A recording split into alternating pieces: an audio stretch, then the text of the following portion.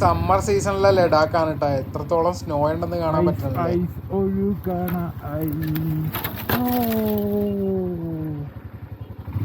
ലഡാക്ക് റൈഡിൽ കർത്തുങ്കിൽ എത്തിയപ്പോഴാട്ടോ നമുക്ക് ഈ ഒരു കിടിലം വ്യൂ കിട്ടിയത്. രണ്ട് സൈഡിലുകളും മഞ്ഞ് മലകളൊക്കെയാണ്, ഫുള്ള് മഞ്ഞാണ്. നമുക്ക് റോട്ടിലേക്ക് അങ്ങനെ സ്റ്റോ വീഴണില്ല, എങ്കിലും അടിപൊളി ഒരു വ്യൂ ആണ് നമുക്ക് ഇവിടുന്ന് കിട്ടിയത്. കർത്തുങ്കിലാണ് എനിക്ക് ശരിക്കും ലഡാക്ക് റൈഡ്. ഇന്നലെ നമ്മൾ ഡ്രൈ മൗണ്ടൈൻസ് ആണെങ്കിൽ കർത്തുങ്കിൽ എത്തിയപ്പോൾ ഫുള്ള് മഞ്ഞ് മലകൾ തന്നെയാണ് കണ്ടുകൊണ്ടിരിക്കുന്നത്.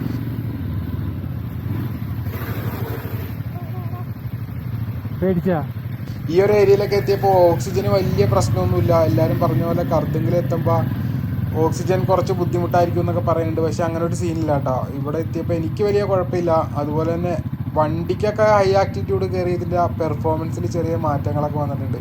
വലിയ പവറൊന്നും ഇവിടെ കിട്ടില്ല. നമുക്ക് പതിയെ ഓടിച്ച് പോകാനുള്ളൊരു സെറ്റപ്പേ ഉള്ളൂ. പിന്നെ ഇവിടെ കിടന്ന് നമുക്ക് വലിയ സ്പീഡിൽ ഓടിക്കാനൊന്നും പറ്റില്ല.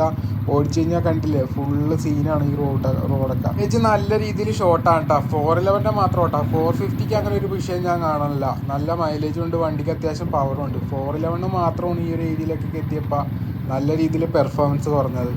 ഇതിപ്പോൾ സമ്മർ സീസണിലെ കർത്തുങ്കിൽ ഏട്ടാ കാണണം. ഇപ്പം ജൂൺ മാസമാണ് ഞാനിവിടെ എത്തിയത്. അപ്പോൾ ഈ ജൂൺ ജൂലൈ ഒക്കെയാണ് ലഡാക്ക് നിങ്ങൾക്ക് ഇതേപോലെ വന്ന് കാണാൻ പറ്റുന്ന കറക്റ്റ് സമയം. വിൻ്ററിലൊക്കെയാണ് നല്ല തണുപ്പുള്ള സമയത്താണ് നിങ്ങൾ വന്നതെന്നുണ്ടെങ്കിൽ ഇതേപോലെ റൈഡ് ചെയ്യാനൊന്നും പറ്റില്ല. ഫുള്ള് സ്നോ ആയിരിക്കും. റോട്ടിലൊക്കെ സ്നോ വീണ് കഴിഞ്ഞാൽ വണ്ടി മറിയും, ആക്സിഡൻ്റ് ആവും, ഒരുപാട് സീനുണ്ട്. ഈ റെൻറ്റ് വണ്ടി എടുക്കാൻ നേരം നിങ്ങൾ ശ്രദ്ധിക്കേണ്ട ഒരു പ്രധാന കാരണമാണ് റെൻറ്റ് ബൈക്ക് നമ്മൾ എടുക്കാൻ നേരം ലഡാക്ക് റൈഡിൽ എന്തായാലും വണ്ടി മറിയും. നമ്മൾ അത്രയും നോക്കി ശ്രദ്ധിച്ച് ഓടിച്ചാൽ മാത്രമേ വണ്ടി മറിയാതിരിക്കുള്ളൂ. അങ്ങനെ മറിഞ്ഞ് വണ്ടിക്ക് എന്തെങ്കിലും ഡാമേജ് ഒക്കെ വന്നിട്ടുണ്ടെങ്കിൽ നമ്മളത് പേ ചെയ്യേണ്ടി വരും. റെൻറ്റ് വണ്ടിയാണ്. നമ്മുടെ സ്വന്തം വണ്ടി ഇപ്പോൾ നമ്മൾ നാട്ടിൽ നിന്ന് കയറ്റി വന്നു കഴിഞ്ഞാൽ ആ ഒരു റിസ്ക് നമുക്ക് ഒഴിവാകും. എങ്കിലും നമ്മൾ മാക്സിമം സൂക്ഷിച്ച് ഓടിക്കണം. ലഡാക്ക് റൈഡിൽ നമ്മുടെ ഈ ഒരു റൈഡിൽ 2-3 പേര് ആക്സിഡൻ്റ് ആയിട്ടുണ്ടായിരുന്നു. അങ്ങനെ വണ്ടിക്ക് വലിയ സീനൊന്നും പറ്റിയില്ല. പക്ഷേ വണ്ടിക്ക് ഇവിടെ വന്ന് ഒരുപാട് പണി കിട്ടി, കയ്യിൽ നിന്ന് ഒരുപാട് പൈസ കൊടുക്കേണ്ട സാഹചര്യങ്ങൾ ഉണ്ടായിട്ടുള്ള ഒരു സീനുണ്ട്.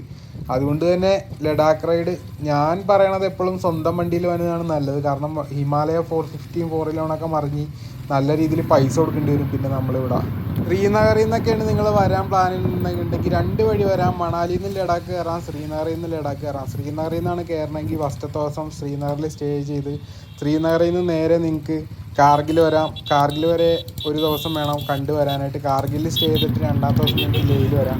ലേ ശരിക്കും 2 ദിവസമൊക്കെ നിന്ന് കറങ്ങാനുണ്ട് കേട്ടോ. നമുക്ക് ശരിക്കും ഒരു ദിവസമേ നിൽക്കാൻ പറ്റുള്ളൂ. പക്ഷേ ലേ ഒരു ദിവസം കൂടി നിൽക്കണമെന്ന് താല്പര്യം ഉണ്ടായിരുന്ന ഒരു സ്ഥലമാണ്. അത് കഴിഞ്ഞ് ലേയിൽ നിന്ന് ഇങ്ങോട്ട് അടിപൊളിയാണ്. ആ ഒരു ദിവസം നല്ല കിടിലം വൈബായിരിക്കും ലേ കർത്തുങ്കിലേക്കാണ്. പിന്നെ ലഡാക്കിലേക്ക് വരാൻ പ്ലാനുള്ളവർ നല്ല winter glove, jacket, boot, thermally എല്ലാ സാധനവും സെറ്റാക്കിയിട്ടേ വരാവുള്ളൂ. ആക്സിഡൻറ്റുകളാകാൻ നേരം നമ്മുടെ സേഫ്റ്റിക്കും അതുപോലെ തന്നെ ഇവിടുത്തെ തണുപ്പിന് നമുക്ക് എല്ലാ സാധനങ്ങളും ഉണ്ടെങ്കിൽ നമുക്ക് ഒരുവിധം പിടിച്ചിരിക്കാൻ പറ്റും. തെർമലും വിൻ്റർ ഗ്ലൗ ഒക്കെ ഉണ്ടെങ്കിൽ. വിൻ്റർ ഗ്ലൗ ഒന്നും ഇല്ലാതെ ലഡാക്ക് റൈഡ് വന്നു കഴിഞ്ഞാൽ നമ്മൾ പെട്ടുപോകും എന്നുള്ളതാണ്. ലഡാക്ക് റൈഡ് വരാൻ പ്ലാനുള്ളവർ എൻ്റെ ഈ ചാനൽ സബ്സ്ക്രൈബ് ചെയ്യാൻ മറക്കണ്ട. കൂടുതൽ ലഡാക്ക് റൈഡിനെ പറ്റിയിട്ടുള്ള ഡീറ്റെയിൽ ആയിട്ടുള്ള വീഡിയോകളൊക്കെ ഇനിയും ചാനലിൽ വരുന്നതായിരിക്കും. അപ്പോൾ വീഡിയോ ഇഷ്ടമായാൽ ലൈക്ക് ചെയ്യാനും കമൻറ്റ് ചെയ്യാനും മറക്കണ്ട.